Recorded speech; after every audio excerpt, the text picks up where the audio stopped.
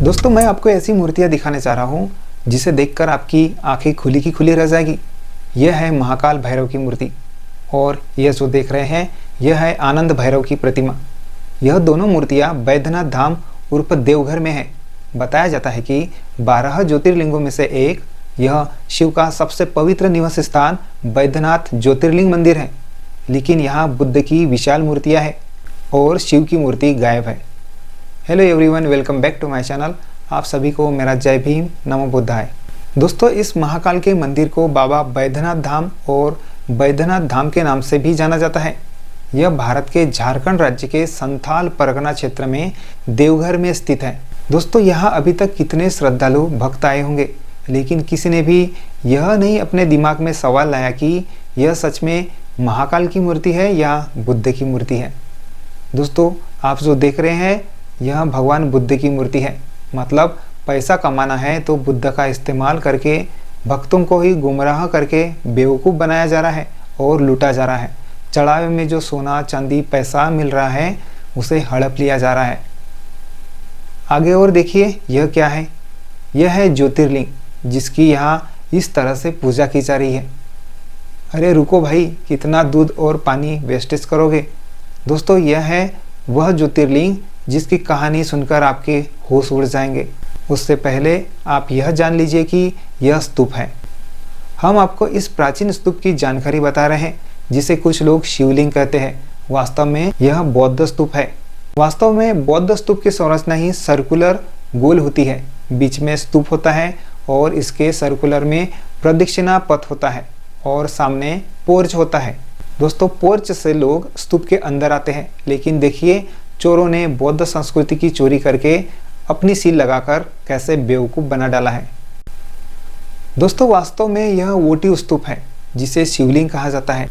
अब आप ये देख लीजिए यह स्तूप के ऊपर कितना दूध डाल रहे हैं और पूरा दूध बहकर प्रदक्षिणा पथ से बहकर पोर्च की तरफ बाहर की ओर आ रहा है। दोस्तों अब आप ये दोनों प्रतिमा देखकर आप समझ ही गए होंगे कि महाकाल भैरव और आनंद भैरव कोई और नहीं, सिर्फ भगवान बुद्ध है। यह सच्चाई भी आप जान गए। अब यह शिवलिंग जिसे ज्योतिर्लिंग कहा जाता है, यह बौद्ध ऊटी स्तूप है। यह सच्चाई भी आप जान गए हैं। दोस्तों इसीलिए मंदिरों में बौद्धों के आने की मनाही थी, समझ गए। दोस्तों आपके मंदिरों में जाने से मंदिर अपवित्र हो जाया करता था, यह बात झूठ है। सही बात यह है कि अगर आप मंदिरों में जाने से भगवान कोई दूसरा नहीं, वह गौतम बुद्ध है, यह जान जाएंगे, इसलिए आपको मंदिरों में जाने की अनुमति नहीं थी और बंदी थी। अब यह ज्योतिर्लिंग कैसे बना और इसे किसने बनाया, यह कहानी जानकर भी आपके होश उड़ जाएंगे। तो यह कहानी भी जान लीजिए। दोस्तों हमने वीडियो से पहले ही डिस्क्लेमर लगाया है कि यह वीडियो जो है यह साइंटिफिक टेम्परामेंट को बढ़ावा देती है, ना कि अंधविश्वास और पाखंडवाद को। दोस्तों भारत के तमाम लोगों से आशा और विश्वास है कि आप यह वीडियो देखकर जागरूक हो जाएंगे। तो कहानी ऐसी है कि बैद्यनाथ धाम में स्थापित शिव के लिंग को कामना लिंग कहते हैं। कहा जाता है कि लंकापति रावण ने भगवान शिव को प्रसन्न करने के लिए कठिन तपस्या की। रावण की तपस्या से खुश होकर भगवान शिव ने उससे वरदान मांगने को कहा। तब रावण ने कहा कि वह उन्हें मतलब शिव को अपने साथ लंका ले जाना चाहता है। यह सुनकर सभी देवता परेशान हो गए और ब्रह्मा जी के पास गए और कहा कि अगर शिव जी रावण के साथ लंका चले गए तो सृष्टि का कार्य कैसे होगा। दोस्तों ये देवता लोग सिर्फ भारत में ही क्यों तकलीफ में थे, विदेशों में उनके कायदे कानून से देश चलाते हैं। रूस में देखो, सीरिया में देखो, उनका शासन चलता है। फिर सबसे शक्तिशाली अमेरिका में उनका शासन चलाते हैं और भी बाकी देश हैं, उन्होंने बनाए हुए कायदे कानून से देश चलता है। फिर इन्हें शिव के चले जाने से क्या दिक्कत थी। चलो आगे बताते हैं कि इसके बाद ब्रह्मा जी ने शिव जी को सोच समझकर वरदान देने के लिए कहा। मतलब यहाँ पर भी छल कपट कर लिया गया। अरे भाई कोई दिल से तपस्या करता है तो उसके साथ सोच समझकर वरदान देने की क्या नौबत है। आप लोग उपवास रखते हैं, आप नहीं अदर लोग हर सोमवार मंगलवार शनिवार उपवास रखते हैं। अगर आपके साथ भी भगवान सोच समझकर वरदान दिया तो आप तो झगड़ा कर लोगे और कहोगे कि अरे भाई मुझे इसकी ज़रूरत थी और आपने यह दे दिया वगैरह वगैरह। चलो आगे देखते हैं। इस पर शिवजी ने रावण से कहा कि यदि तुम मुझे लंका ले जाना चाहते हो तो ले चलो, लेकिन मेरी एक शर्त रहेगी। क्या शर्त थी? जहाँ भी मुझे भूमि स्पर्श हो जाएगी मैं वहाँ स्थापित हो जाऊंगा। मतलब कि शिव जो है वह रावण के हाथ में रहेंगे। अगर उन्होंने जमीन पर कहीं भी रख दिया तो शिव वही रहेंगे, उसके बाद कहीं नहीं जाएंगे। इस बात पर रावण सहमत हो गए। भगवान शिव ने एक लिंग का रूप धारण कर लिया और इसके बाद रावण शिव के लिंग को लेकर जा रहा था। इसी दौरान रास्ते में भगवान शिव ने रावण को लघु शंका करने की इच्छा जगा दी, फिर भी रावण ने उसे टाल दिया। काफी समय के बाद जब उसे रहा नहीं गया तो रावण ने एक चरवाहे को शिवलिंग पकड़ाकर लघु शंका करने लगा। दोस्तों देखो, मतलब कि शिव के लिंग को जमीन पर कतई नहीं रखना था। उसके लिए रास्ते में जो चरवाहा था उसने उस लिंग को पकड़ कर रखा था। इतने में ही भगवान शिव ने अपने उस लिंग का वजन बढ़ा लिया। चरवाहे ने देखा कि भार बढ़ रहा है। उस समय चरवाहे ने रावण को आवाज लगाकर कहा कि वह अब इस शिवलिंग को उठाए नहीं रह सकता है।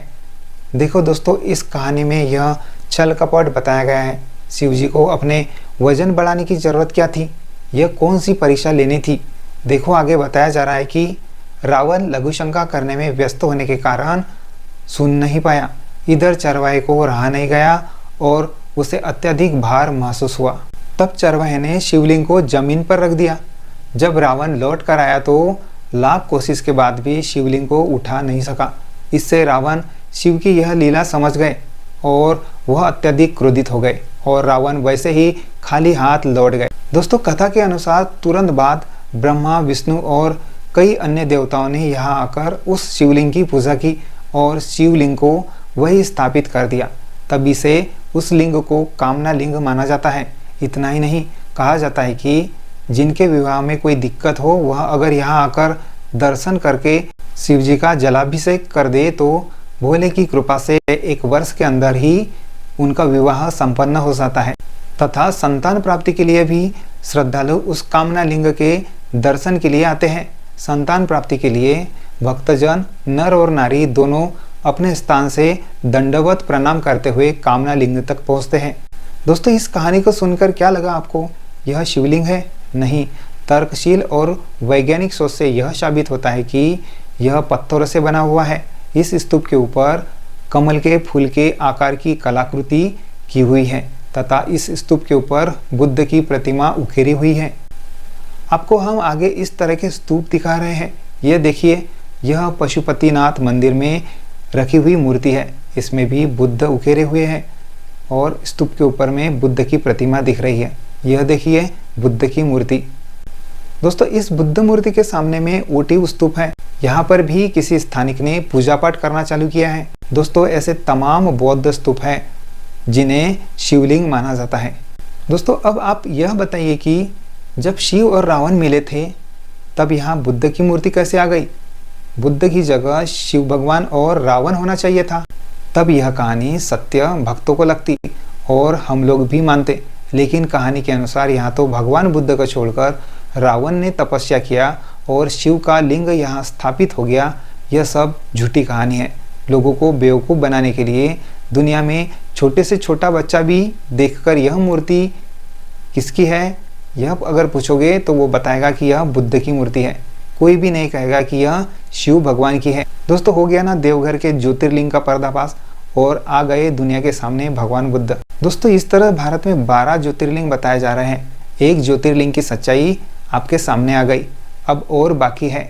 सच कभी भी देरी से आता है क्योंकि सच को दबाने की कोशिश की जाती है। दोस्तों, इस मेरे चैनल को आर्थिक मदद जरूर करें। मैं आपके लिए ऐसे ही मेहनत करके वीडियो लाता रहूँगा। आप स्क्रीन पर दिए गए QR कोड को स्कैन करके यहाँ दिए गए नंबर पर आर्थिक मदद जरूर करें। फिर मिलेंगे एक और नई वीडियो में। तब तक के लिए आप सभी को मेरा जय भीम, नमो बुद्धाय।